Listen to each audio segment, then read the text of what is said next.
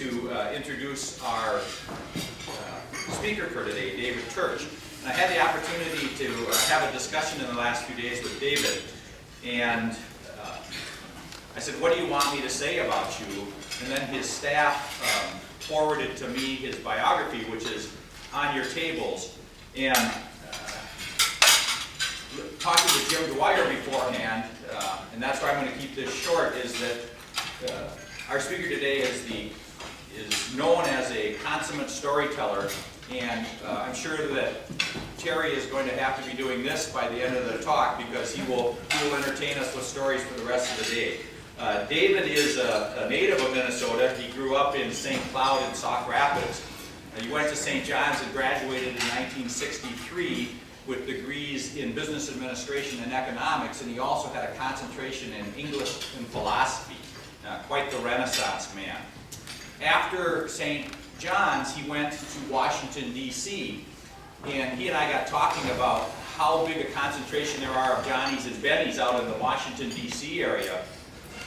And I asked him, why would, a Minnesota kid go to Washington, D.C.? And he said, well, it's one of the few towns in the country where an individual with no discernible skill set can find a job and make a lot of money. And I figured that a lot of my classmates would fall into that category, and I'm sure other years of Johnny's are the same way, that we end up with a liberal arts education, and we kind of learn on the job as we go. And so, he's been able to prove that, and I'm sure many Johnnies after him have followed his path out to the D.C. area. When he got to St. John's, to Washington, D.C., he spent 18 years working in both the House and the Senate, and I think he was smart enough, it says in his biography, to work for both parties. So whenever there was a change in administration, apparently you weren't out of a job. Is that right? Okay. After that, he was a division director for two of the nation's largest public relations firms. And then in 1987, he founded his own firm, David Turch and Associates, and has been head of that association since then. What I can determine from his biography and our discussions with him is that David Turch and Associates represents different entities, and he is a lobbyist or an advocate on their behalf, both locally and on a national level. So I'd like to bring this consummate storyteller up here who has an insider view of both Minnesota and federal government and politics, and I'd ask you to give him a warm Minnesota welcome.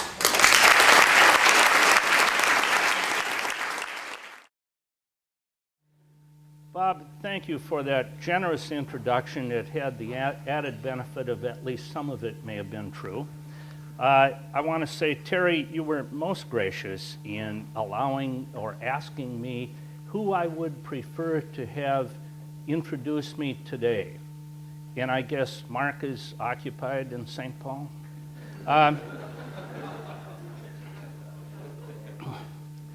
I have with me a very special friend and guest, and who should really be the speaker today talking about business, Bob Hansen, who has just retired as chairman and CEO of Electromed, is still active with Hansen Engineering, and he's the person who should be talking to you about a successful businessman.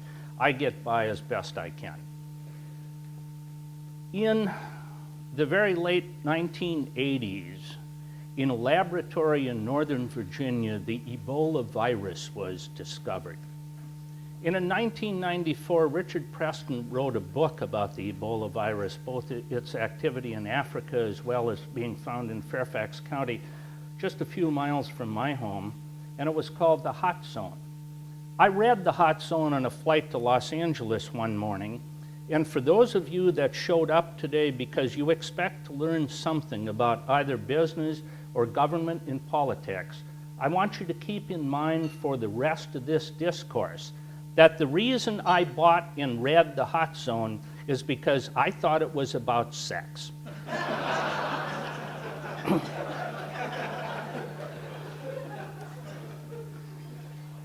I'd like to talk kind of about three things. First of all, the heritage and events that led me to acquire skills that I never knew I was discovering. And second, I'd like to talk to you a little bit about the firm that I own now and how we operate. And then last, if you'll indulge me, just a few comments about how I see our federal government and some of the difficulties that we're encountering at the moment. First of all, I do not come to a business activity easily. My great-grandfather was a jeweler and a barber in Albany, Minnesota, and I have a photograph of him in his barber apron with a jewelry counter on one side and the barber chair on the other side, and apparently this was a fairly common activity. My grandfather was a jeweler in both Albany and St. Cloud. My father was a jeweler in St. Cloud and Sauk Rapids. My brother succeeded in the business. My son owns funeral homes. What I learned from this was really a game of low expectation, because as I grew up, whereas most people would focus on coming events and the things that were going to happen with some certainty, things like Christmas were big sales time. So my dad would work really Christmas Eve through most of the night, still be delivering presents because there was still money to be made at noon on Christmas Day. And my expectations were always a little lower than I think my classmates or people with whom I associated. That's carried through to this day, because in any meeting I attend, in any event I go to, I'm never quite sure what's going to happen. My expectations are fairly low, and whatever good things happen, very good, I'm grateful for it, but I'm prepared to accommodate to very changing conditions on a very short notice. And I think that was kind of my heritage of business people in my family. I went to Cathedral High School, where I was very active in debate and speech. And it's probably one of two or three things that really allows me some success in the business that I have now. Debate really teaches you to analyze an opposing argument quickly and succinctly, so that you're able to draw out of it both the good things and the bad things, and the ability to respond with some reasonable discourse. Then I went to St. John's. St. John's, I worked full-time at what was then the St. Regis paper mill, and full-time then was a 6-day-a-week job. I worked from 11:20 at night until 7:20 in the morning. My fellow workers would allow me to hit the change room first, have my card in the time clock, so when it hit 7:20, I could punch the card, run for the car, which was something like a block away. And I will tell you, to this day, I think I'd have the physical capacity to take the curves between Sartell and St. John's at their maximum speed. We had class at St. John's 6 days a week. If you were an econ major, you could bet that first class was at 8:10. So I had 40 minutes from class time from the time you punched that time clock. And I did that 6 days a week. What that taught me basically was that in life you can do whatever it is that you have to do. So you can get on the next airplane, you can make the next speech, you can cut the next deal, and it doesn't matter that you don't feel good that day, that you're a little sick, that you're a little tired. You can do physically whatever it is that you have to do. After St. John's, and I'm so pleased to run in today to Lee Hanley. And Lee, you are the person who is responsible, better or worse, for having taken me to Washington. When I was in high school, and during my days at St. John's, I used to take 2 weeks off at the end of summer, and I would just drive around the United States by myself. And what I discovered is that I wanted to move to a big city, but I had no idea what the city would be. It could have been Los Angeles, it could have been New York, it could have been Chicago. When I was a senior at St. John's, Lee came to me one day and said, I noticed you are not interviewing with any of the companies that are talking to prospective hires on campus. You already have a job? He was talking to me. Are you kidding? No, was the answer, but At that time, at least, they'd interview only in the St. Cloud area or at best for jobs in Minneapolis. That's not where I wanted to be. Lee said, how about Washington, D.C.? Made a call to the then local congressman, got a patronage job on the police department. At that time, the Congress owned the city, so you could do almost anything when you got there, and that was the beginning of my career in Washington. I learned a couple of things as a staffer, and I can tell you I was one of the worst staffers ever to serve in Washington. I'm not very good at that job. But I learned two things. With Eugene McCarthy one time, and I had risen in the ranks fairly quickly, I had taken on a high-level official at the Department of Agriculture. It may have been the secretary or the deputy secretary, somebody. But whoever it was, I remember the senator walking back to my desk and laying the response back from USDA, and his only comment was, Turch, you want to play congressman, get elected.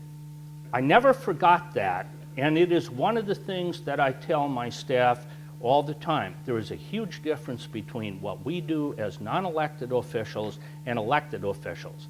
Actually, the mantra in my firm is that I say, you be careful that the elected officials always get credit for the project. The way the system works is they get credit, we get checks, don't screw it up. The other thing that happened, well, I was a staffer with the Congress, is that I learned to fly. And then I bought airplanes, and eventually I got a commercial pilot's license because there was a dispute between the FEC, the Federal Elections Commission, and the FAA about how you could fly members of Congress around. And two things happened. First of all, having a commercial pilot's license, I could take members of Congress, at least on the East Coast, on the rubber chicken circuit. So if they wanted to have a political dinner in the Carolinas or in New England or in Ohio or wherever in the evening, we could hop on a plane at National at 5 o'clock in the afternoon, and we could be back at 10. It was a wonderful thing for them. It was terrific for me because I had these jokers sitting right next to me for anywhere from 2 to 4 hours. I never wasted that time. The other thing that happened is I financed those airplanes in part with the Congressional Credit Union, but later with one of the S&Ls that were around, and I got to know a young loan officer called Don Straley.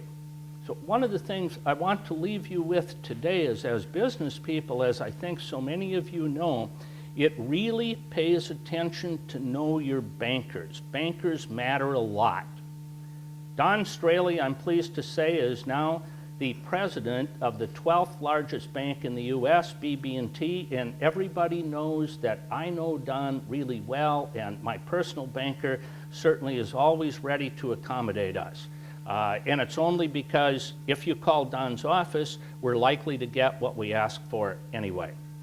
After my term with the Congress, I did become a division director to two of the largest PR firms, although that's a little misleading because in the first case, I was mostly a venture capitalist with Bob Gray's money.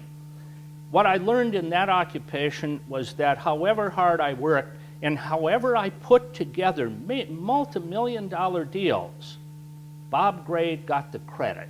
And at the end of all the negotiation, what happened is they always wanted to meet Bob, shake his hand, and that's how the papers got signed, and Bob didn't have the foggiest idea what the hell these deals were about.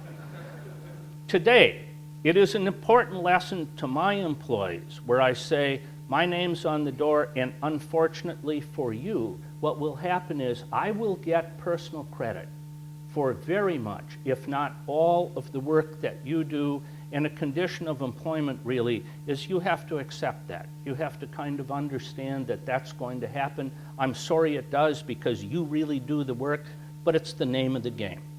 I can also tell you that well, after the Gray and Company and the Camber Group, I moved on with a little boutique firm in Georgetown called Allen Rove and Associates. And the agreement was that I was to become one of the principals in the firm. I'm a pretty trusting fellow. If we reach a verbal agreement, I'll stand by it and I'll continue to recognize it unless you give me some reason why I should not.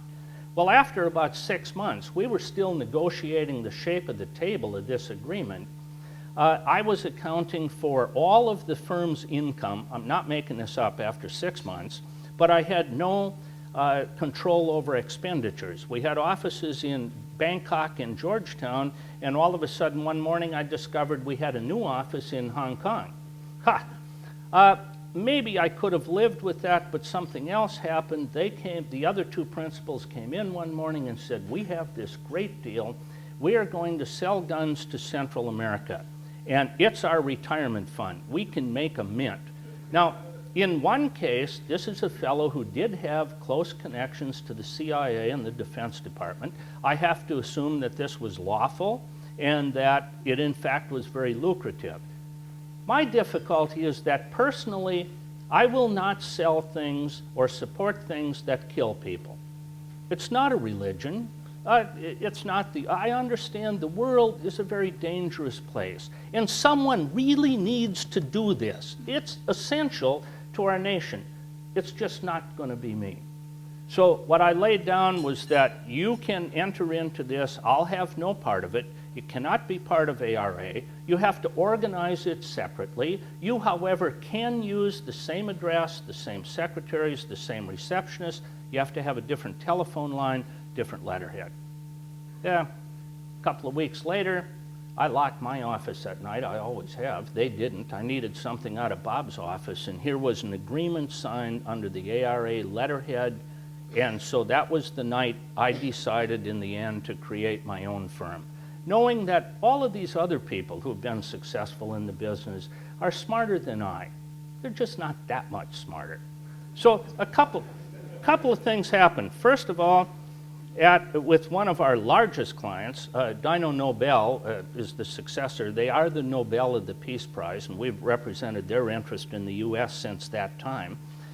We were meeting at Fort Benning, and that night I asked to talk to the Director of Government Relations, and I said, Jay, I've decided to leave ARA. What would I have to do to take the Nobel account with me? And Jay's answer was the executive committee had met, and I was instructed to meet with you and to ask you, will you leave ARA and either create your own firm or become a line employee? Luck matters a whole lot more than being smart.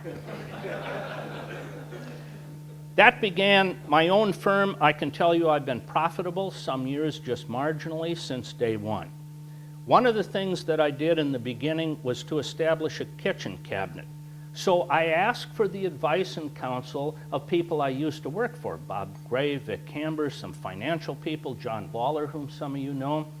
These are people who had such a busy schedule of their own. I don't ever think we had a meeting when everyone got together, but I certainly listened to their advice and counsel, and I particularly listened to their advice and counsel when I disagreed fairly vehemently with what they were telling me. And one of the things that they told me was that you will make a really lousy boss. You are just terrible at hiring people. And I think in some sense it's turned out to be true. The answer was not that I find good people, but that I don't have a job description in which I want to find someone who absolutely fits this criteria. I'm inclined to look at the person and say, what kind of skills and what kind of benefits will they bring to the firm, and how can we capitalize on your skills and your interests, because that's going to make a whole lot more money. If you love to come to work in the morning, that's going to make a whole lot more money for me than if you're just filling an occupational description. The other thing that happened is they were accurate, and they said, you'd be scary to work with because you provide really no direction. But see, if you hire people on that basis, it's true, and you want them to develop their own talents, you have to let them alone. And then you have to be acceptant of their mistakes. And if they make more than one, they won't be at the firm any longer anyway. So, you know, this works out. And I can tell you that is so true that after I was in business for some years and we were a multi-million-dollar company, I offered my COO a partnership in the firm. And in the end, She said no because she'd have to sign on to the liabilities. It just escaped me, but in fact, the kitchen cabinet was right. That is, as entrepreneurs, you think differently than your employees, because if they thought the way you did, they'd have your job or be your competitor. Turch & Associates is now fairly large by lobbying standards. We have a number of employees. We hire employees, as I said, for their skill sets. We treat them well. So when you come in, even though it might be scary, the first thing I do want to say is when you first get hired, many of the people, I won't say most, but many of the people that are newly hired do not succeed and are gone within a few months. My COO, who now does the hiring and the firing, has a mantra. She just says, when in doubt, ship them out. Those that succeed stay with me virtually forever. My COO has been with me more than 20 years. My research person's been with me more than 20 years. We have senior account people that are there for more than a decade. I think our most junior employee has been there 6 years. We treat them well. First of all, we give you an unlimited expense account because we ask you to use your judgment. Are you making this expenditure in the best interest of the firm? And why does it matter to you? Because we engage in real profit sharing.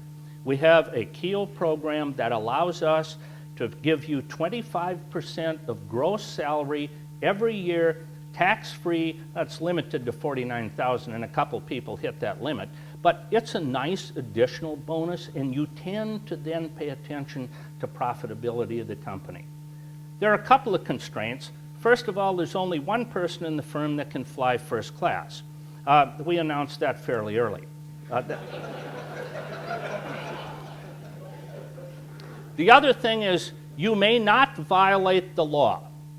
As I tell my prospective clients, we will work very hard on your behalf. I am not going to jail for you. And I can tell you in the first couple of weeks or months, every new employee will come in with a parking ticket and tell us, we got this because we were downtown, the meeting ran late, whatever it was, and then we reiterate, because it's a great opportunity, we said, you may not violate the law. You get a parking ticket. That's your responsibility. You pay the penalty. We'll never stand behind that. The other mistake I think I made is a service company having a name. You know, when you start a company, you're really worried about how do you get the telephones connected and how the hell am I going to pay the light bill? You never think about what if I got big and what's the name? And now you have a situation where all of the clients think you do all the work and you're not quite sure even what their difficulties are. So in retrospect, I think the name was a mistake. I'd have chosen a different name, something like the Powerhouse, Washington, D.C. I'd like that one. It's too late now because the name really carries through, and that's kind of where we are at the moment. I have moved because of the huge overburden of health care. We pay all your health care, we pay all your insurance costs, you get expense accounts, you get the KEOs we talked about. Moved to subcontractors. There are so many guys in Washington that used to be 1- and 2-man shops, but you can't exist as a 1- or 2-man shop anymore. The government is way too complicated. You could do that when you could pull out a piece of paper, give it to a member of Congress and say, Joe, Mary, whoever it was, can you help me with this? It doesn't work anymore. You have to coordinate it with committees, with the executive branch downtown. So it's become a complicated kind of state of affairs. Subcontractors then have wonderful skill sets where they can't compete in the pond in which I swim, but they have a great number of skills that they can contribute to my clients, and the advantage really is we can pay them as a percentage of the contract. I always tell them we'll divide this up fairly, 2/3, 1/3, I get the 2/3. That's a true thing, and it seems fair to me. So in any event, but they don't cost me the overburden, and if the contract doesn't work out, then they're easy to dismiss and you move on to another subcontractor. So we're in great shape. That's kind of where we are at the moment. What we do as a business is we, in its very essence, make the government work for you and for our clients. Government's a complicated place. You hear so many bad things about lobbyists, not a single one of which is true. We do God's work in the nation's capital. And what you want to understand is that every one of you employs probably a dozen lobbyists unbeknownst to you. You belong to a religious organization, you belong to a hunting organization, fishing organization, you belong to a membership group somewhere, you have an association in your business. All of these people hire lobbyists, all have representation in Washington. And what we do basically are two things. We either provide dollars for you and your company, fairly directly, or we provide regulatory, I don't want to say relief or reform, because I'll shock you a great deal by telling you most of regulation comes about because businesses want that regulation, and in many cases it's an impediment to, it's a barrier to entry into the profession.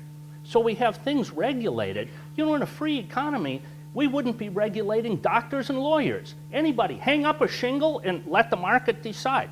Too many of your patients die, you may get some black marks and not have so many patients. I don't know. That's the capitalistic system. I can tell you a true story that is some years back, the Defense Department was increasing the paperwork load for security clearances by hundreds of times. It was just crazy. And I thought this was my retirement fund. I called a dozen of the largest defense contractors in America and said, boy, we can fight this, and this is a great thing because it's not necessary. 100% of the time, they said, are you crazy?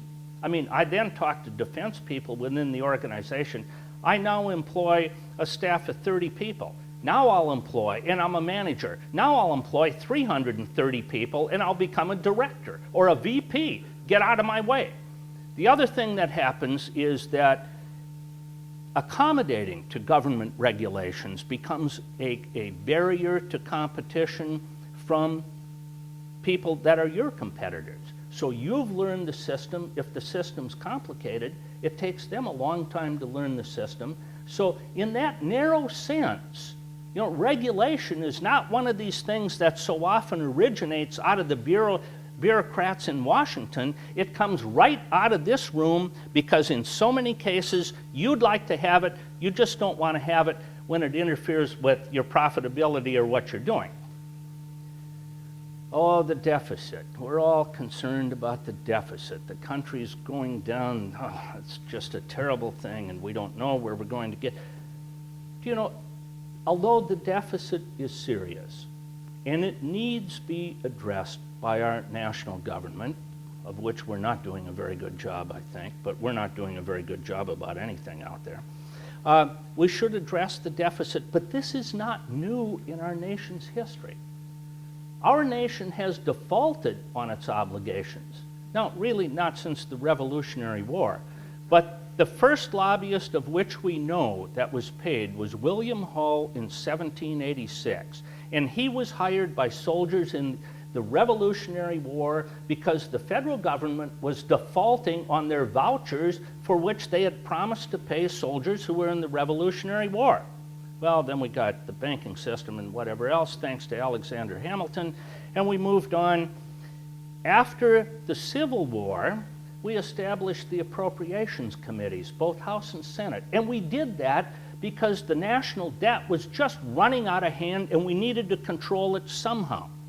By the 1890s, we kind of did away with the appropriations committees and they were usurped by some of the authorizing committees, but reinstated in 1921 and 1923, respectively, in the Senate and the House, because again, we had to control the debt of the United States because we were digging ourselves, this is kind of a pun, but we were digging ourselves into a hole with the Panama Canal, pardon me, and World War I. In 1926, the debt still not being resolved, resulted in legislation that made it mandatory under the law for the president to submit an annual budget. This is not optional on the part of the White House. It's a matter of law. And that's why the Office of Management and Budget, and before 1976, the Bureau of the Budget exists. Then we moved along to Graham Rudman, Hollings. We have budget committees in both the House and the Senate. So what I want to say is the deficit is a serious thing, but it's not new in American history. Earmarks. Earmarks are such wonderful things. I just want to, first of all, I may be pretty close to the king of earmarks in Washington. I love them. I'm really good at it. And what I want to tell you about earmarks is, first, they do not contribute 1 penny to the national debt. Not one. They do not increase expenditures. What earmarks are a question of who gets to decide how your tax money is expended. Now, if you think there are no earmarks in the Congress today, then you have to believe that the majority of the U.S. House of Representatives is turning over all of the expenditure decisions to the Obama Democrats downtown. I want to let that sit in for a minute, because that's exactly what you have to believe. What's happened is we've gone from a system in which earmarks were transparent, had to be put on websites. As citizens, you could look it up to see what I was doing and how I was doing it, to be entirely an insider's game in which even if you're looking in the window, you can't tell what I'm doing today. But the earmarks still go on. We call them congressionally directed initiatives and all kinds of other things, but the Republican caucus is so bitterly divided over this and so many other issues that I expect it is very likely that earmarks will return in the next Congress. And remember, earmarks are not banned. There's merely a moratorium on them, and the Senate is merely agreeing to go along with what the House is doing. A couple of things that I think are important to our, I think, our democracy, and I'll cover them quickly. First of all, John Boehner really attempted in this Congress to create a House of the People in which even junior members could have a voice and submit amendments, and the system would be open. And John has really failed at that, in part because Eric Cantor, the majority leader, has a different philosophy than Boehner. Boehner is kind of a legislator's legislator. He would cut deals left and right with the devil himself, I think, to advance causes. And Cantor is far more of an ideologue who adheres to certain principles. I don't draw a conclusion about which is right or wrong. I will just say that the lack of earmarks, meaning that no member has a stake in the bill, and Cantor's not backing Boehner in so many opportunities has meant that in my lifetime again, I'll probably not see a House the way John Boehner envisioned it, and being as democratized and open to even junior members.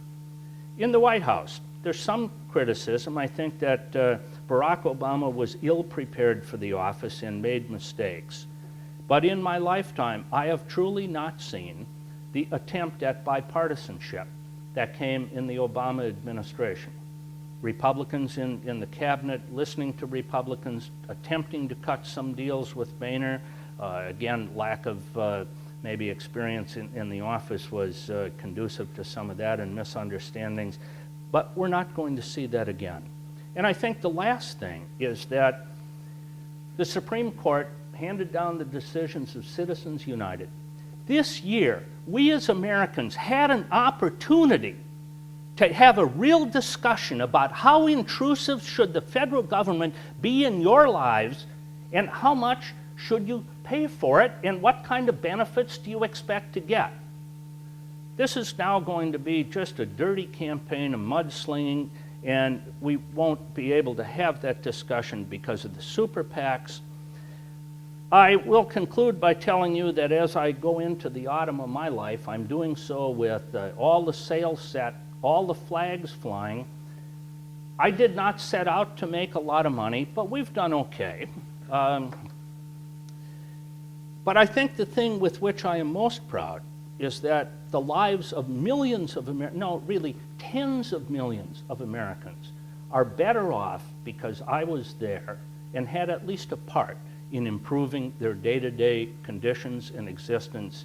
So I want to thank you very much for listening to me. If you have any questions, I'll be happy to answer them. And hearing none, I want to thank you again.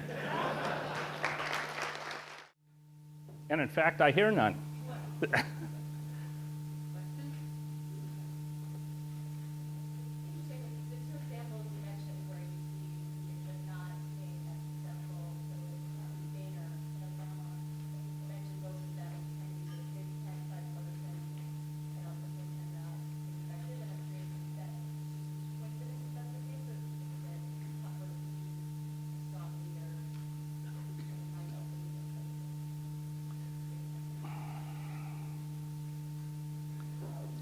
Well, I don't think the definition of strong leadership has to exclude bipartisanship.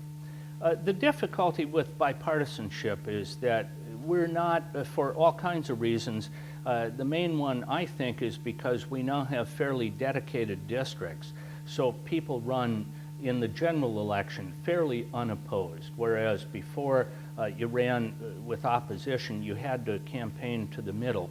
What happens today is you only campaign and vote to the extremes because you won't be thrown out of office except in a primary. So if you're in a solidly Democratic district, you have to move to the left because that's your only challenge and the center doesn't count. If you're on the right, you have to move farther and farther to the right because that's the only place you're going to lose because the center again doesn't count. I like to use the Senate as an example. A few years ago, a third of the Senate overlapped by ideology.